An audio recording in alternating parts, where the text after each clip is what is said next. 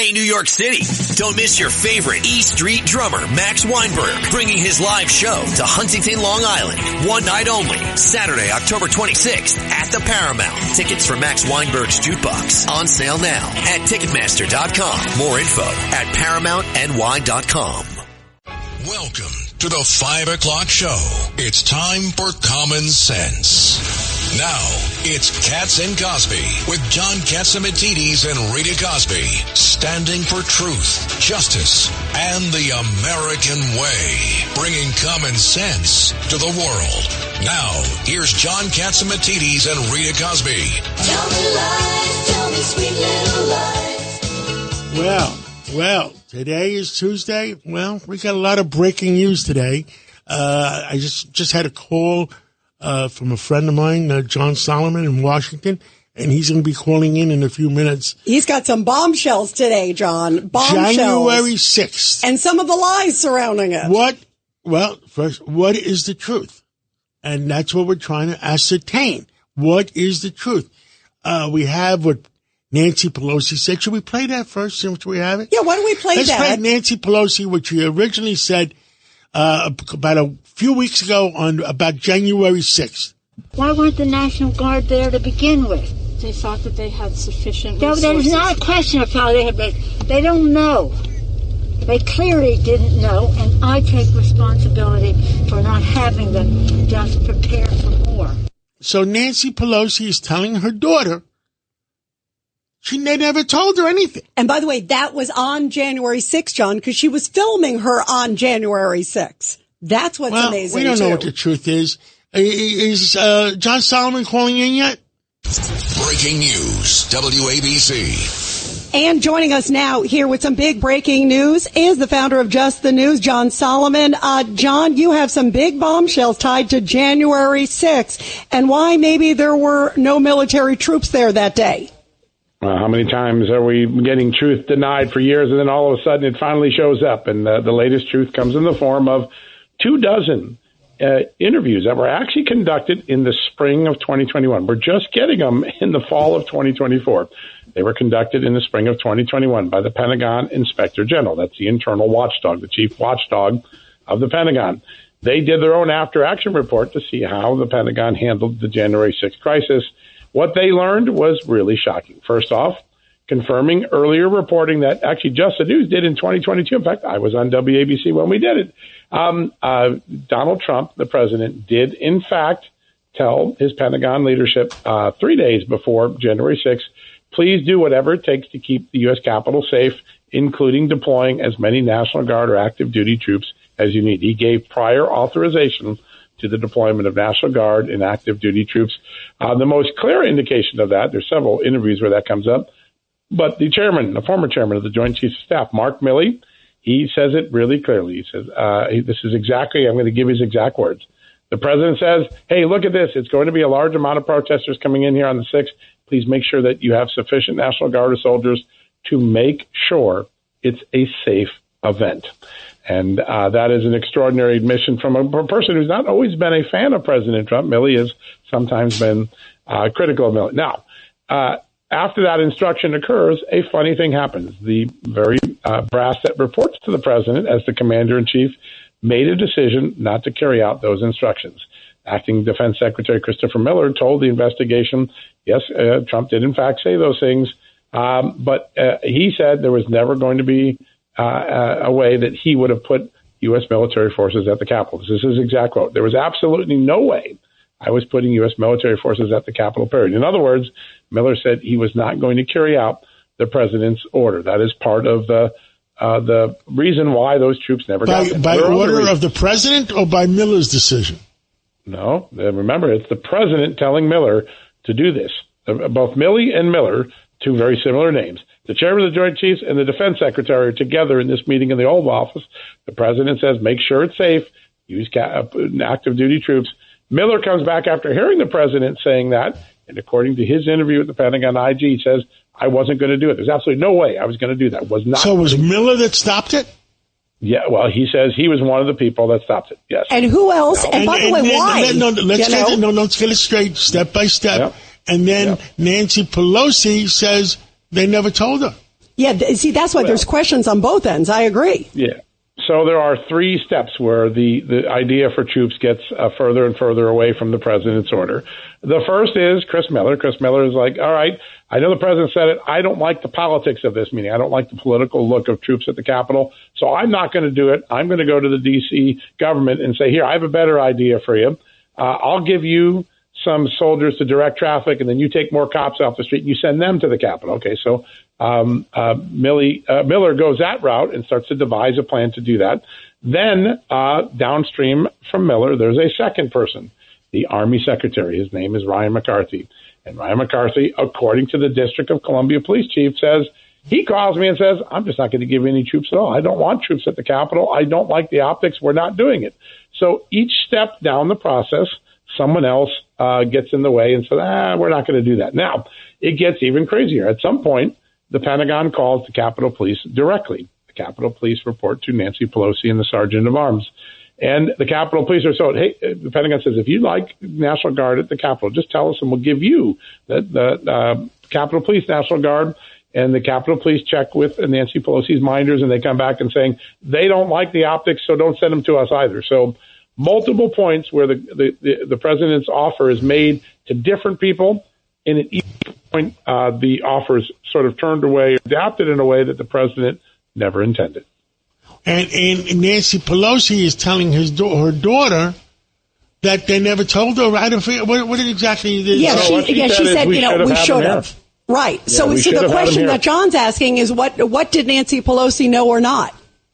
Yeah, those are questions that we've never gotten an answer to because Congress has never been allowed to interview Nancy Pelosi. Now, we are told, Congressman Barry Loudermilk, the man who's been finding all this evidence, he would like to interview Nancy Pelosi's staff and figure out exactly what she knew. That will be a major development in this investigation, should that happen. But Nancy Pelosi expressed remorse.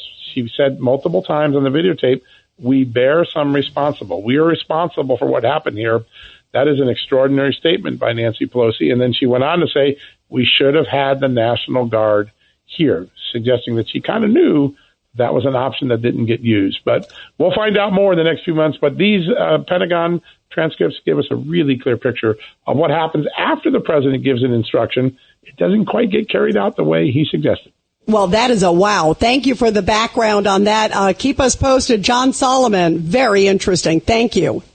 Good to be with you today. Thanks. Wow. And let's play to Nancy Pelosi, and then let's go to Alan Dershowitz and see what he has to say. Let's play. Why the National Guard there to begin with? They thought that they had sufficient resources. There's not a question of how they had. They don't know. They clearly didn't know, and I take responsibility for not having them just prepare for more. All right, let's go to Alan Dershowitz. Absolutely. Professor Alan Dershowitz, this is a wow. I hope you heard what he was saying. Your reaction? Well, first, I wish I had John Solomon as a researcher when I did some of my complicated cases. The guy is amazing. He turns up stuff that nobody else turns up. He's just absolutely remarkable. I think this is the end of the criminal case against President Trump, even if he's not elected. It's so complicated what happened that day. There are so many different accounts of what happened. To hold the president responsible for his inaction when it turns out he wanted to do things and they weren't done will make it impossible for a jury to convict him on the charges that are being brought against him about January 6th. So this is a political issue. It should not be turned into a legal issue, certainly not a criminal issue. And I would hope that, we stop weaponizing these political differences and turning them over to liberal left-wing judges who have made decisions even before the evidence is in. This is going to make it much harder for the judge in the District of Columbia to bring about the result she wants to bring about, namely the conviction and the defeat of Donald Trump. But we found out lately what judges do whatever the heck they want sometimes. Well, there's a joke about God in heaven. He gets sick, and they call for Sigmund Freud because Sigmund Freud is told God has delusions of grandeur. He thinks he's a federal judge. And, federal judges, I know them. Many of them are my students. Many of them are terrific. Some of them, it just goes to their head. And particularly when they come into the job with a bias. And with DEI, diversity, equity, and inclusion, we're having so many judges appointed today who are not qualified by meritocracy. They're picked for the wrong reasons. And then they feel they owe to the people who picked them the obligation to satisfy the DEI requirements, and so they become DEI judges. And I think we're seeing a very grave distortion of the rule of law, and it's a disservice to all Americans. Today it hurts Republicans, tomorrow it'll hurt Democrats, and every day it hurts ordinary Americans. Professor Dershowitz, I also want to go back to what Solomon was saying, because I find it stunning, because it goes to anything they say with intent. And you understand that, obviously, you and the judge and Craig Eaton here too, all too well, because you don't plan for some big event or a storming of the Capitol and you're ordering the guards, the military, not once, but twice, but multiple times. And obviously there were people working against him. This is a stunning revelation. It is, and enough to say to any reasonable person, not a proper subject for a criminal prosecution. The criminal law requires that it be clear beyond dispute. You know what Thomas Jefferson once said about a criminal statute? It has to be so clear that a reasonable person can understand it if he reads it while running. Imagine that image. He's running, he's reading it, and he has to understand it. I'm sitting, and I still don't understand most of the charges. Well, what is Miller's position? He's the defense secretary at the time, so that's a big deal. So the commander-in-chief gives an order, and Miller says, I don't give an F. I don't think so. It doesn't look good. But, commanders-in-chief don't always get their wishes satisfied. It's complicated. And that's why in a criminal case, you have to prove every element of the crime beyond a reasonable doubt. You have to prove beyond a reasonable doubt what the defendant intended, what he did. You can't do that on the basis of this evidence. If John Solomon's evidence is presented to a jury, they can't possibly convict based on proof beyond a reasonable doubt. So I think these charges should be dropped. Let's have an election. Let's have an election without election interference by the courts, by prosecutors. There's so much election interference going on now. Some of it has been thwarted, obviously, in Georgia and in Florida and in Washington, D.C. In New York, however, people are still telling me, intelligent people are telling me, they can't vote for Donald Trump because he's a convicted felon. I said, that's like saying you couldn't vote for a person who went down south during the civil rights movement and was charged with spitting on the sidewalk, even though he didn't spit on the sidewalk because he was a civil rights worker. They made up the case against Donald Trump. There's nothing to it. And anybody who votes against Trump on the basis of the New York charges or any of the other charges is just making a serious, serious mistake. If you have other reasons for voting against him, fine. But those are not good reasons. Yeah, absolutely. Go ahead, Judge Weinberg. Alan, before I raise a point about the New York Times attack against the Supreme Court, I would just want to tell you, Dwight Eisenhower, when he was president, said it was much easier being the general of the armies than was to be president because his orders were honored and respected. But as president, they were disregarded. No, I think that's absolutely right. I've heard that from other presidents as well. And I know it's true based on personal experience. I've been close to a lot of presidents, and presidents don't get their wishes done. I know Bill Clinton complained about it as well. He says you order, and then it doesn't happen. Commander-in-chief is not the commander-in-chief of the people of the United States. He's only the commander-in-chief of the armed forces. I remember one time I asked President Clinton, I said, Mr. President, will they tell you? He says, not unless I specifically asked. Yeah. Can I just get on another subject for Please. a second? Yesterday, I went to a wonderful event for the Appeal of Conscience Committee. You were the chairman of the evening, and it was such a wonderful day. People from every religious background, many from the Greek Orthodox background, Serbian Orthodox background. It was such a display of how when people get together, they worship different gods. But everybody at that event loved each other, and we could change the world if Katz would be the chairman of the world and could bring people together like that. And I just wanted to commend you for your job yesterday. It was a wonderful event. My wife and I smiled all night thinking about how if the world were only like last night was. We agree, by the way. Thank you. And, I did say, and I quoted Eisenhower all over again. I heard you. Beware of the military-industrial complex. Because beware of any complex. And, the great thing about you is that you brought so much diversity to the airwaves.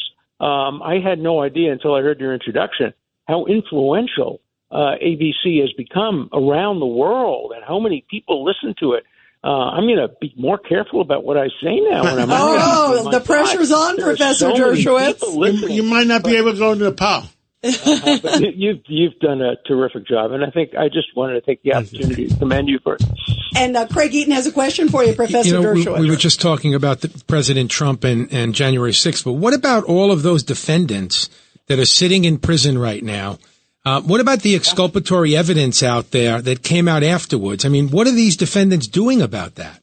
Well, I defend one of them. I represent a kid who was denied graduation from law school. He just went to listen to the president, and then he stood in front of the Capitol, and then he was waved in. He was inside for a few seconds, a few minutes, and then when he was told to leave, he left. And, he was indicted, and he was denied the opportunity to graduate from law school, even though he was a top student. And there are many he's on bail. There are many who are in jail. And I think the differential justice we see between that and between what happened at Black Lives Matter and other demonstrations and protests that turn violent, you have to have a single standard of justice. And I think we'll look back in history on January 6th, and two things we'll find. One, it never should have happened. I don't think the president should have made that speech. I don't think the people should have gathered, but I don't see any criminal conduct except for the people who, obviously hurt other people and assaulted the police. But the other thing is the way that January 6th defendants have been treated has been it's been so terrible for the rule of law, unequal treatment. And I hope maybe some of these reports and some of this new information will shed new light and will allow fairness to come to these people, some of whom are still in jail. Absolutely. By the way, before we let you go, what do you think, Professor Dershowitz? Today, there's this big battle. I was looking, Merrick Garland came out, of course, the Attorney General, trying to defend why essentially it should stay in federal hands. This is the investigation into President Trump, the assassination attempt, the second one. Trump says he doesn't really trust the feds based on, some of the things that have happened of late. And he's saying he wants Florida. What do you think? He's absolutely right. That's the brilliance of our system of checks and balances, is that no one government gets to investigate everything. We have 50 states. Every one of them is sovereign. We are the United States of America. Florida has the power to investigate this. Congress didn't pass a statute saying that the state has no authority whatsoever to investigate this. Of course they do. And, it's not going to be, by the way, an easy case. I did my show yesterday as a law school class on whether or not Ralph actually can be convicted of attempted murder. He clearly prepared. He clearly intended. And if he had been with somebody else, he would have conspired to commit murder. But to commit an attempt, you have to get a little closer. You have to either have fired the shot or at least had the person in eye range, but he may have been stopped before he actually committed an attempt. So there may be a problem convicting him under traditional law of attempted murder. They'll get him on a number of other charges, but the attempted murder charge is going to be uphill, I think, for prosecutors. That's really interesting. Professor Dershowitz, thank you. We love having you on, and we're glad you're going to really have your best behavior now that you know about the power of ABC. I was so happy to see you last night, and your wife, and may we celebrate more times together. You look great. Your wife is so beautiful. God, you're so lucky. Well, you too. Yours too. Thank you. Thank you. And what do we do now? Let's go for we got a break. News? Yeah, no, we have a break. And then afterwards we have Joe Concha, who's got some stuff. You talked about, of course, the big night last night. Well, guess who's missing the Al Smith dinner? Kamala Harris. Holy cow. Larry Kudlow here with an urgent warning. Washington is coming for your savings to pay for their spending mistakes. That's why thousands of Americans are shielding their savings with gold. For a free 2024 gold guide that explains everything you need to know, please go to colonialmetalsgroup.com/Kudlow or just call 800-621-3908. That's 800-621-3908 for your free gold guide and learn if you qualify for up to $7,500 in free silver now. A common sense recap of the day's biggest stories. It's John Catsimatidis and Rita Cosby. Cats and Cosby on 77 WABC.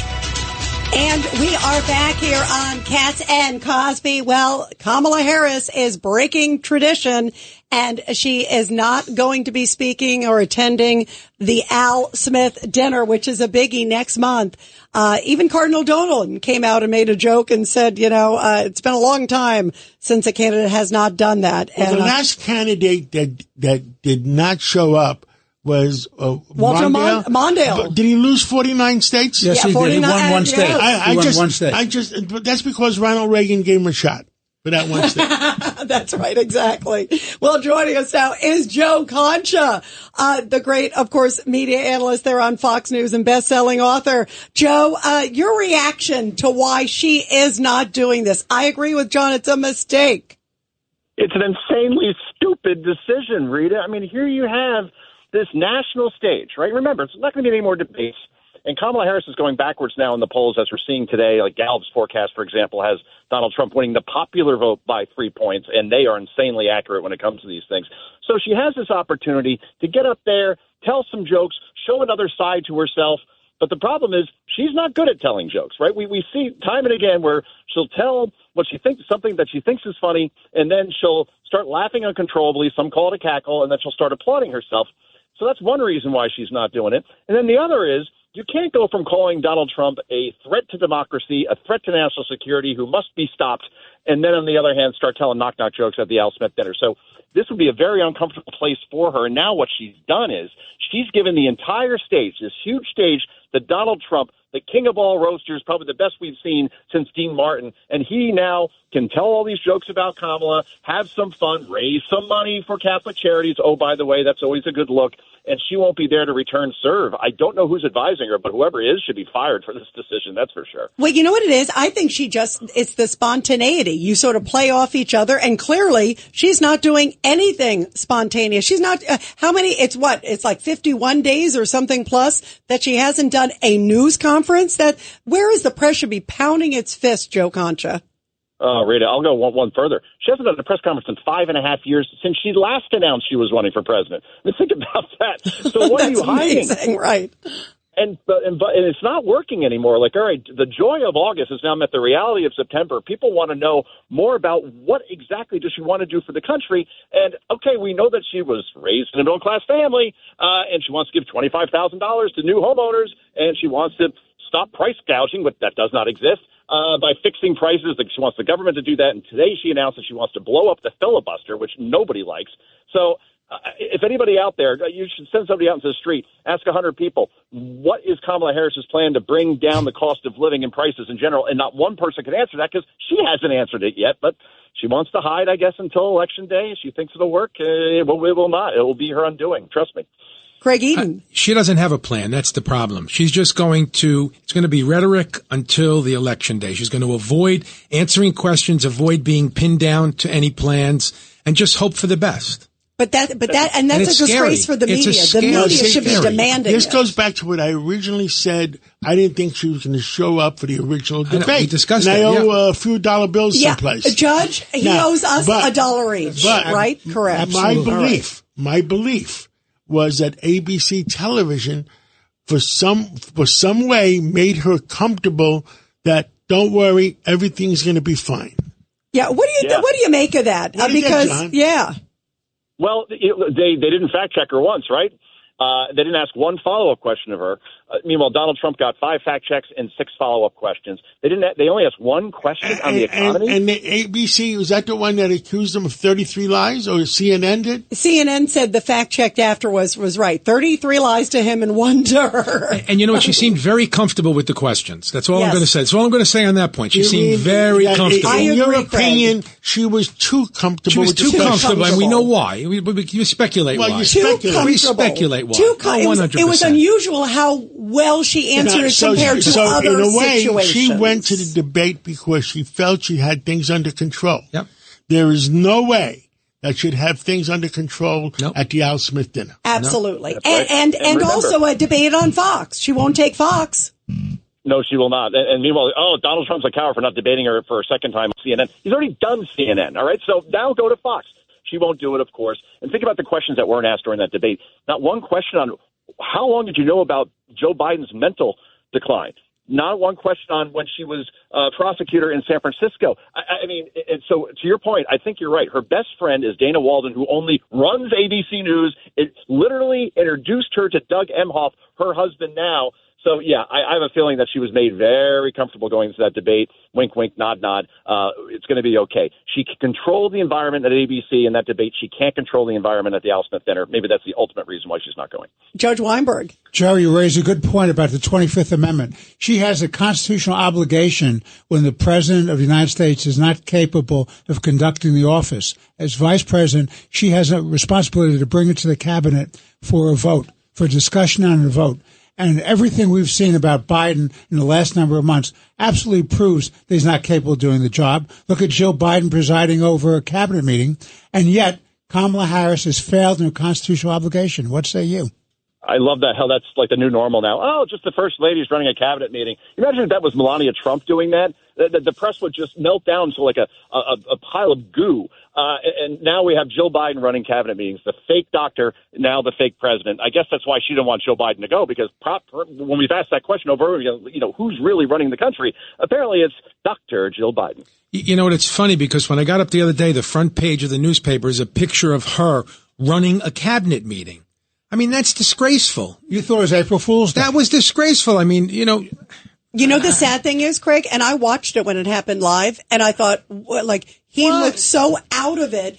Sadly, it looked like the country was in better hands with her. I hate to say that. And it saddened me. He looked so downhill. What were your thoughts on that, Joe? Wow. Well, that's something the press should be asking Joe Biden when he does actually take questions. And it's a very simple one. If you can't run the country for the next 4 years, then why are you still in office now? What makes you think you could run it for the next 4 months? And you don't think that Iran or China or Russia, all of our enemies, are noticing that basically we have a president whose brain is turned to applesauce, currently still president, while his wife basically is running things? This is horrible. But, of course, the press just made it completely normal that he just stepped aside and then we're going to install somebody who got 0 votes to be the Democratic nominee. You're right. The press has been – you talk about Russia influencing our elections. The press, by far, is trying to influence this election and get Kamala Harris over the finish line while ignoring the fact that our president is clearly too far gone at this point. It should make everybody lose sleep at night that we don't have an operational president right now. Yeah, that is really frightening. Well, thank you very much, Joe Concha. We so appreciate it. You're always terrific. And stay on, or we'll keep saying, who knows, maybe she'll surprise everybody and show up at Al Smith. I doubt it.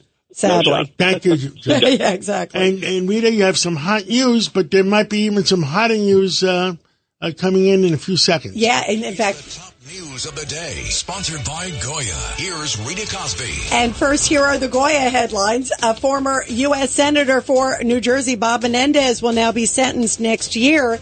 Convicted in July in a wide-ranging corruption scheme, Menendez was supposed to be sentenced on October 29th, but that has now been pushed back to January 29th. Israel and Hezbollah continue to exchange heavy fire a day after the deadliest day in Lebanon in almost 2 decades.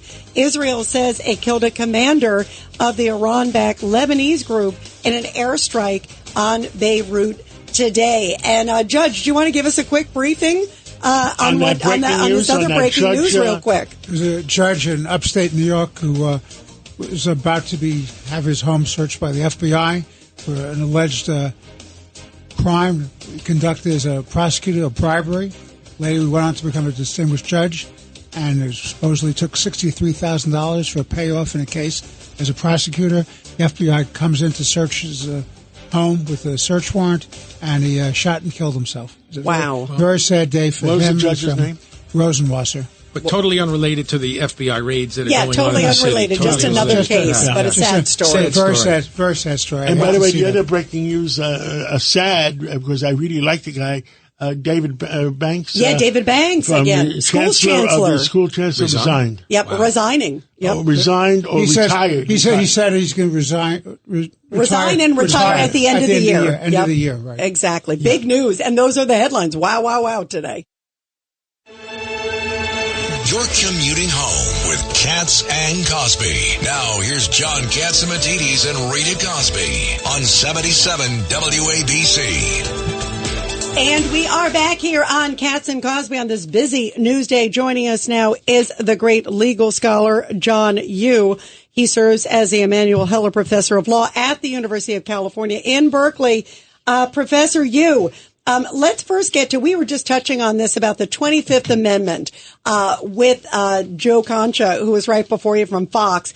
And the point is, the other day, Jill Biden is running the meeting, other than Joe Biden. And a lot of people are saying that Kamala Harris has really not been on the hot seat about the whole issue of the 25th Amendment. Your thoughts about that? You can make the argument that Kamala Harris has been delinquent in performing her duty as vice president. And let's be frank, there aren't a lot of things a vice president has to do at all. I mean, there was a famous vice president for FDR who said, the job isn't worth a bucket of spit. He said it, although it sounds like he used probably a different word to describe it. But one thing... Don't say it. One thing the vice president's supposed to, can do is under the, right, as you said, the 25th Amendment, if the vice president thinks that the president is not capable of performing the duties of the office, then she goes to the majority of the cabinet and gets them to approve, and they can temporarily suspend him from office. And so I think it is a good question to ask, does Kamala Harris actually think that President Biden is capable of being president, capable of performing the duties of the office? I think people can believe their own eyes when they see him speak in public, or you can believe Robert Hur, remember the special counsel who investigated Joe Biden for keeping classified information when he shouldn't have. And he said, I can't charge him because a jury would find him basically very incompetent and not convict him. Right. And if you saw the meeting, as we were just talking about the other day, he looked so out of it. Go ahead, Judge Weinberg. Welcome back, John. Let me ask you this question. Everybody's criticizing the Israelis for the using the pagers, and they're saying, oh, it's a violation of international law. Never should have done that. It's inhumane. What are your thoughts about that, John? I think this is unfortunately, and it's great to hear from you, Judge, again. I think it's people who aren't really making a legal argument. They're making a moral argument, or they're just arguing in terms of their own politics and their own preferences. But I think it's legitimate. Look, Israel and Hezbollah, Israel and Hamas are at war. Hezbollah is firing thousands of rockets across the border into Israeli territory. Israel has a right to defend itself. And when it defends itself, it can use force against its enemies. Now, they could drop bombs on people, targets where they think Hezbollah leadership and personnel and assets are. Instead, they use these pagers, which actually are probably far more precise than using bombs and rockets. And so actually we should encourage the Israelis to use more discreet weapons that really go after the Hezbollah leadership. I haven't heard Hezbollah producing hundreds of people who were harmed by these pagers who turned out to be innocent victims. It sounds like most of them were Hezbollah leaders and operatives. So good for the Israelis. Well, Professor Dershowitz did an op-ed piece in, what was it, the Hill newspaper? The Hill, yep. And he said that at a time of war, everything is on the table, right? On the table. Well, in fact, I think actually what the Israelis have done and have really struggled to do in Gaza is to use force in the most targeted way possible. If you read the experts who follow the laws of war, like people, there's a great blog, for example, at West Point. They are saying that the Israelis are fighting an urban war with the lowest collateral civilian casualties ever in history. And they actually wonder, like, how are the Israelis doing it? It's remarkable how much they are trying to spare innocent civilian lives against an enemy, let's be frank, that operates only by attacking civilian targets and then hiding behind civilians and inviting attacks on them. So they're fighting against some of the most barbaric methods by an enemy with some of the most humane methods we've seen in urban combat in the history of Western warfare. John, I want to switch gears for a moment. The New York Times, in a recent editorial, went out of its way to attack the United States Supreme Court, challenging the cases that the Supreme Court ruled on, where they tried to deny ballot access to Trump, and they said they could not do that, as well as the overreaching by prosecutors in the Justice Department, the special counsel, on the Trump on the January 6th matters. So what are your thoughts about this incredible attack against the United States Supreme Court, against one of our most vital institutions? You follow this as well, Judge, and we've talked about it on the show, how the New York Times and other journalistic outlets are on this campaign to attack the Supreme Court, challenge its ethics. And let me, be upfront. I clerk for Justice Clarence Thomas, who's the target of a lot of these attacks. Now it's Chief Justice Roberts' turn. They're going after him. Now, they can have disputes, I think, over whether the court was right to grant Trump immunity for his official actions. That's a hard constitutional question, and I think it's perfectly fair for people to debate that. But what you see people who are on the left doing is attacking the institution of the court, not just debating the points, not saying whether they think Roberts was right or wrong on the meaning of the Constitution. They're trying to attack the court as a corrupt institution. I didn't hear them doing this when the court upheld gay marriage. I didn't hear them doing this when, the court outlawed the death penalty. You can talk about a lot of times when the court has ruled the way liberals like. They weren't advocating for attacking the ethics and the independence of the institutions. Only now, when they don't like the outcomes of the court, when they're doing that. If you start thinking of the court this way, it's just going to become another political body, and that's going to undermine the rule of law in our country and the independence of a neutral body that's there to protect all of our individual liberties at the end. Yeah, absolutely. And it comes at a time where there are threats also, like physical threats to the justices. Professor John Yoo, thank you so much. We always love having you on. Thank you so much. Thanks very much. Oh, guys, thanks so much for having me back. I love talking with you. Even though I'm an Eagles fan, and you guys, your Giants are looking a little too good for me these days. Oh, don't be jealous. Don't be jealous. Thank you, We'll bring Professor. you back to the East Coast. Thank you, Professor. Well, right now, is there gang warfare in New York? Is it getting worse? With us is 3-star Chief of Patrol John Schell. John Schell, what say you? Well, I'm not happy about the Giants and Eagles conversation. We'll leave that to the end.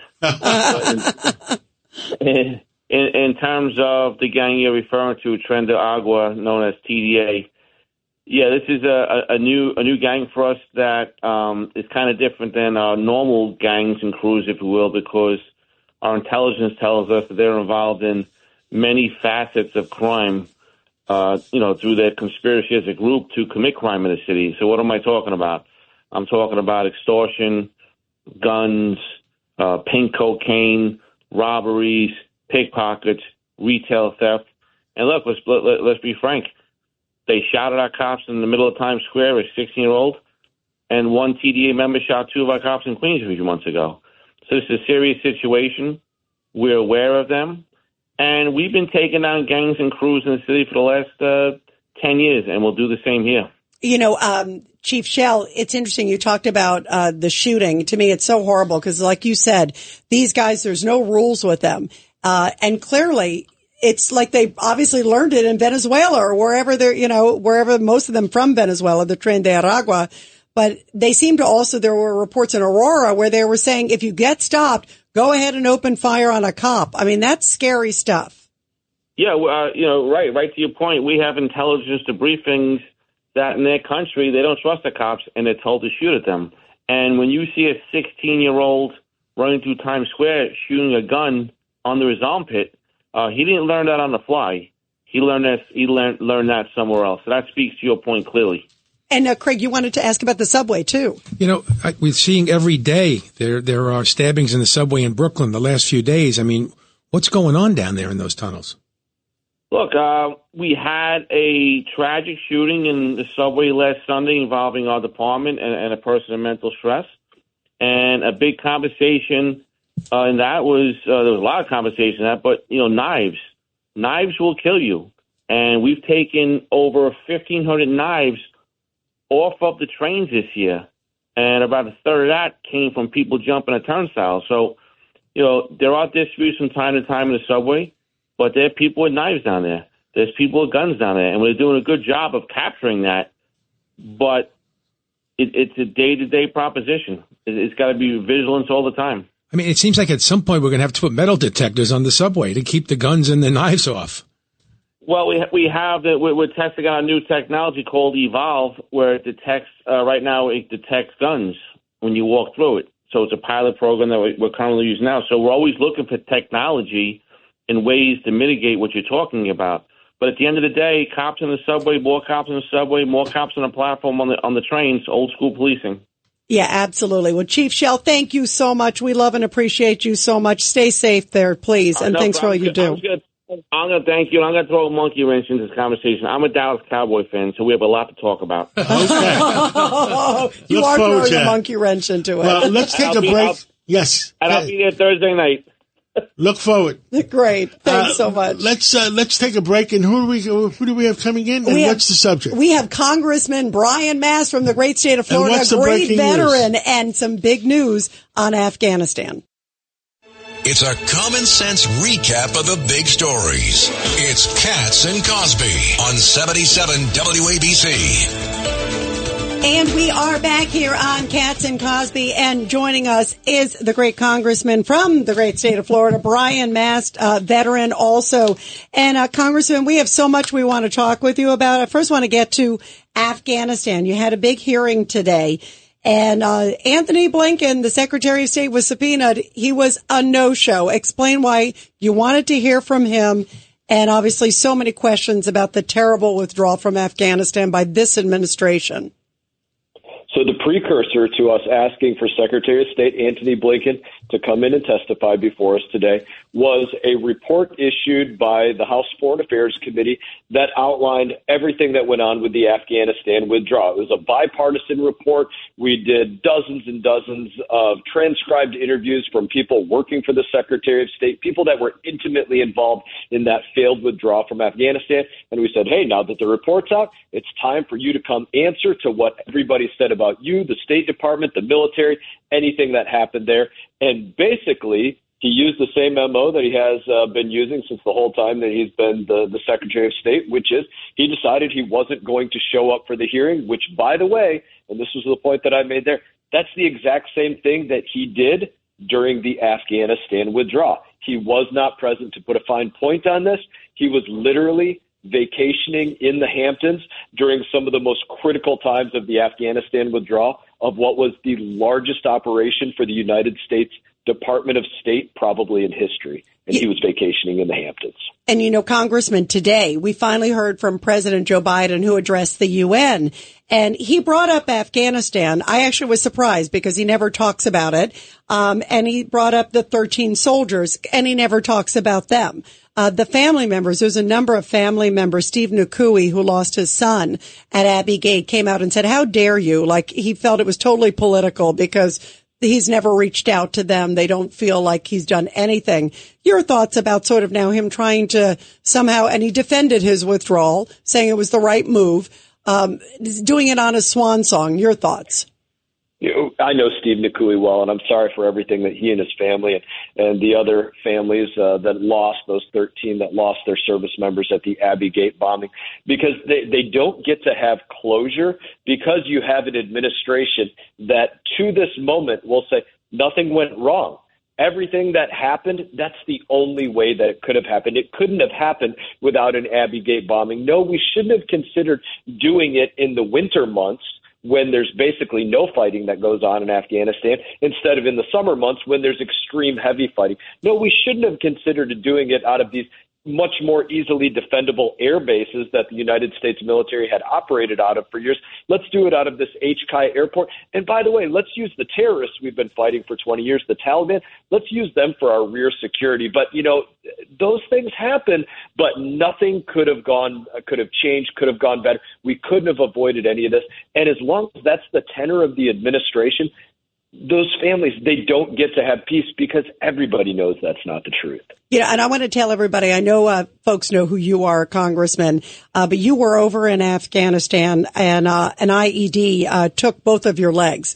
You are a true American hero. So we're so honored to have you here. You understand what you're talking about. And the fact that this president and also the vice president have really tried to just poo-poo Afghanistan and blame Trump for it. What do you make when you hear that?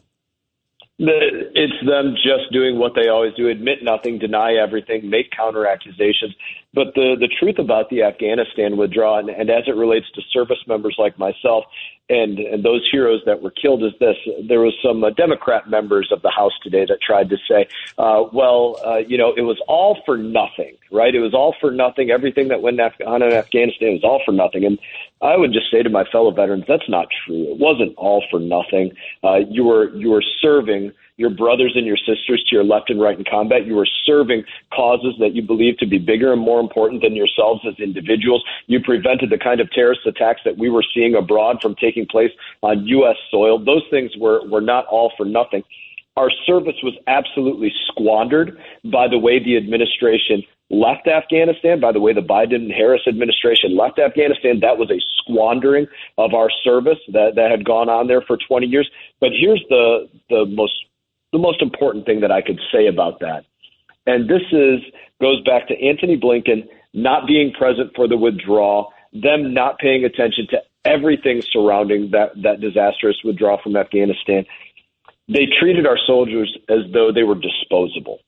When you have the Secretary of State on vacation in the Hamptons, but not making any decisions about whether he's going to have to get his State Department employees out of Afghanistan, and instead it becomes an emergency evacuation, guess what? All those soldiers that have to conduct that emergency evacuation, you're treating them like they're disposable. If he's not paying attention to the fact that there's going to be people hanging off the wings of aircraft trying to get out of there, you're treating those airmen, the people in the Air Force, as disposable that were operating those aircraft. You're treating the Marines as disposable, the ones that have to guard that border around that H-Kaya airport to try to keep the Taliban from getting in, even though you're using them as security as well. You're treating those Marines as disposable. And that's the way that they treat our service members right to this day, by having a person wearing the title Commander-in-Chief, Joe Biden, who every one of us knows cannot make a decision that is sound for any member of the military. You treat them as though they're disposable. Well, today at the UN, where Biden spoke, and Congressman Brian Mast, I couldn't believe this. He mentioned climate change 6 times and mentions Iran twice, like a sidebar. What does that say to you? My goodness.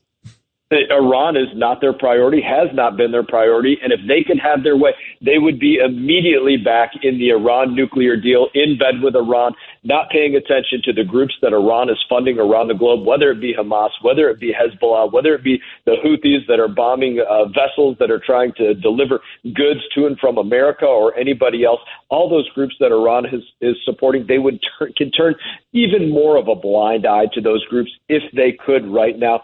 They were not happy with the attacks that went on against Hezbollah that went off in everybody's pocket in terms of a pager or a walkie-talkie or any other device. They didn't take pride and smile about those things.